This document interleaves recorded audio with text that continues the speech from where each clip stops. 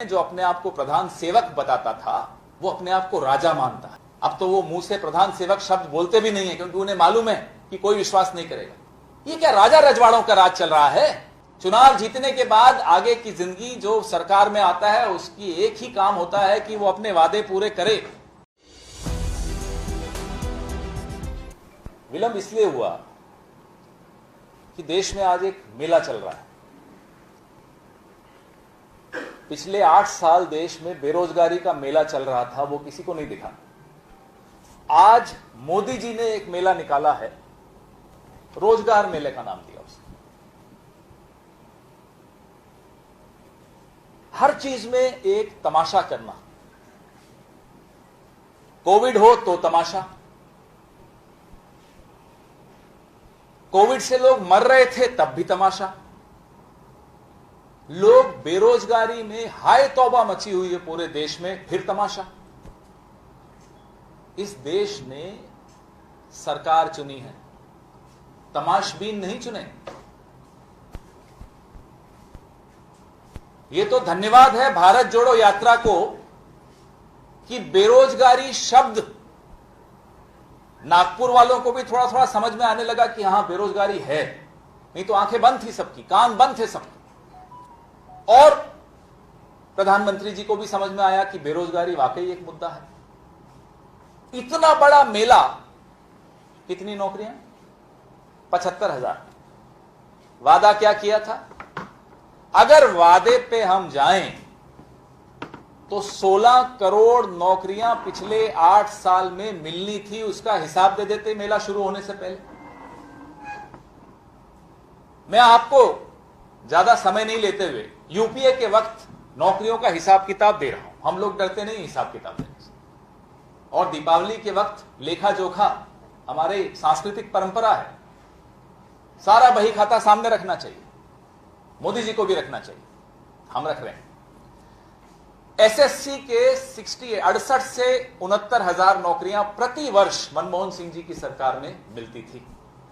ये public knowledge है, सब सार्वजनिक आंकड़े हैं, कहीं छिपाने वाली बात नहीं है। यूपीएससी की 20,000 नौकरियां होती थी प्रति एक साल में। 20,000 यूपीएससी, 68 से 69,000 एसएससी, 30 से 35,000 रेलवे। बैंकिंग में 50,000 नौकरियां एक साल में मिलती थी। डिफेंस में 1.5 लाख नौकरियां प्रति वर्ष मिलती थी। अभी इसी जून 2022 को मोदी जी के 4 मंत्री, वैसे मोदी जी के मंत्री सुबह से शाम तक कुछ करते नहीं है, सिर्फ राहुल गांधी पर नजर रखते हैं कि भाई वो कहां गए, क्या बोला, और उनको जवाब देना, उन पे हमला बोलना, और कोई काम नहीं मोदी जी के कैबिनेट का। लेकिन इस जून में मोदी जी के 4 मंत्री आए, प्रेस कॉन्फ्रेंस की, क्योंकि मोदी जी तो करते नहीं प्रेस कॉन्फ्रेंस, मंत्री करते हैं। प्रेस कॉन्फ्रेंस करके बोला कि जून 2023 तक 10 लाख नौकरियां देंगे। आज क्या है जी? अक्टूबर खत्म हो रहा है, 6 से 7 महीने बचे हैं इस वादे में। आज मोदी जी ने भाषण में कह दिया दिसंबर 2023 तक 10 लाख नौकरियां। वो भी समय आगे बढ़ा दिया, धीरे धीरे 2025 तक ले जाएंगे बात को, तब वो नहीं रहेंगे प्रधानमंत्री, लेकिन फिर भी ये हिसाब तो दीजिए। ये 75,000 नौकरियां देकर, मेला लगाकर, और ये नौकरियों के बारे में भी बता दूं आपको, इन सबका रिजल्ट कब आया साहब? हम पूछते हैं। क्यों बच्चों की जिंदगी के साथ खिलवाड़ करते हो? रिजल्ट 3 महीने पहले आया, 4 महीने पहले आया, 6 महीने पहले आया, आपने रोक लिया कि चुनाव आए गुजरात में और हिमाचल में और फिर मेला करें और तमाशा करें और बोले लीजिए नौकरी ले लीजिए। वो बच्चे जो इंतजार कर रहे हैं, उनकी पूरी जीवन के निर्णय इस अपॉइंटमेंट लेटर पर आधारित होते हैं। अपॉइंटमेंट लेटर मिलेगा, शादी करेंगे, घर बनाएंगे, अपना परिवार को आगे बढ़ाएंगे, सब आपके इस तमाशे की इंतजार कर रहे हैं पिछले 6 महीने से। क्यों? हम ये भूल जाते हैं जो अपने आप को प्रधान सेवक बताता था वो अपने आप को राजा मानता है। अब तो वो मुंह से प्रधान सेवक शब्द बोलते भी नहीं है क्योंकि उन्हें मालूम है कि कोई विश्वास नहीं करेगा। ये क्या राजा रजवाड़ों का राज चल रहा है? जब मैं कहूंगा तभी अपॉइंटमेंट लेटर देंगे, भले उसमें 6 महीने लग जाए, 4 महीने लग जाए, आपकी जिंदगी तबाह हो जाए, लेकिन चुनाव के पहले नाटक करना है मुझे। ये एक लोकशाही है। लोकशाही में आप अपने आप को कुछ भी माने, आप हैं जनता के सेवक। एक वोट पे आपको जनता बाहर कर देगी। उस जनता को, उस नौजवान पीढ़ी को आप मजाक में एक तरह से उसका जीवन बर्बाद कर रहे हैं। अडवाणी जी ठीक कहते थे, हम उनकी बातों से बिल्कुल सहमत कभी नहीं रहे, लेकिन जो उन्होंने एक शब्द इस्तेमाल किया था अपने चेले के लिए, ये इवेंट मैनेजर है। आप करिए इवेंट, जो करना है करिए, सरकारी खर्चा है, सरकारी पैसा है, बर्बाद करिए, जनता देख रही है, लेकिन नौजवान का जीवन तबाह करने का हक आपको किसी ने नहीं दिया। आज खबरों में आ रहा था, गुजराती में लिखा है लेकिन मैं पढ़ लेता हूं, गुजराती समझ लेता हूं। भाजपा नेता के कॉलेज से पेपर लीक हुआ, एफएसएल रिपोर्ट। यह आपने नौजवान की हालत कर दी इस देश में। देखिए, मैं गलत तो नहीं पढ़ रहा गुजराती में, आप लोग तो सब पढ़ रहे होंगे, अच्छी तरह देख लीजिए। भाजपा नेतानी कॉलेज माथी पेपर लीक था या नहीं,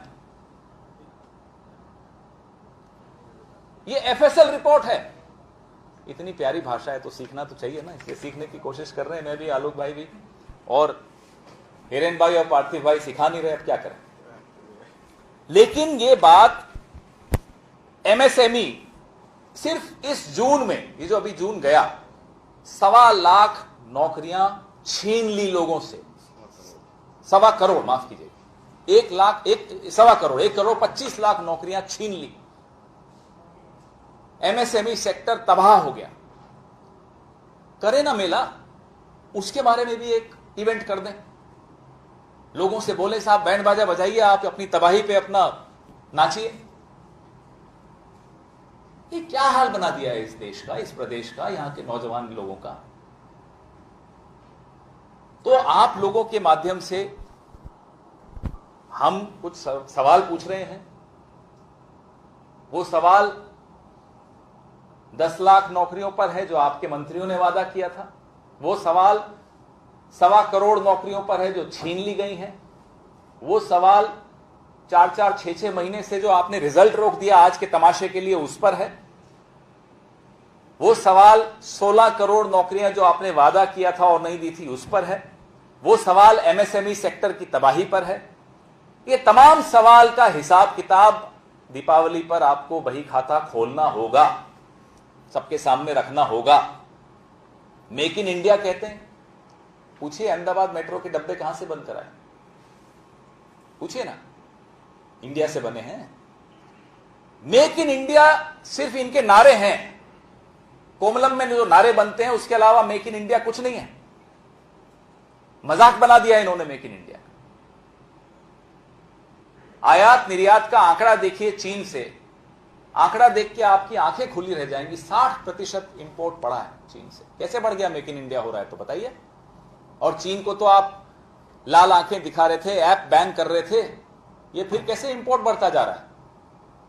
और हमारे वक्त के आंकड़ों से तुलना कीजिए।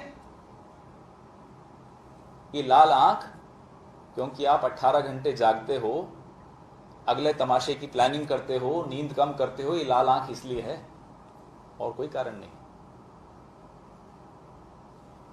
चुनाव से आगे भी जिंदगी है। चुनाव जीतने के बाद आगे की जिंदगी, जो सरकार में आता है उसकी एक ही काम होता है कि वो अपने वादे पूरे करे। हम चुनौती देते हैं प्रधानमंत्री को कि इस देश के नौजवान के साथ बैठें, मीडिया को सामने बुलाएं, हमें नहीं बुलाना मत बुलाइए, और जरा चर्चा करिए। मीडिया के सामने होनी चाहिए वो चर्चा, नौजवानों के सवालों का जवाब देना चाहिए, नौजवानों की आंखों में आंखें डाल के बोलने की हिम्मत दिखाएं प्रधानमंत्री।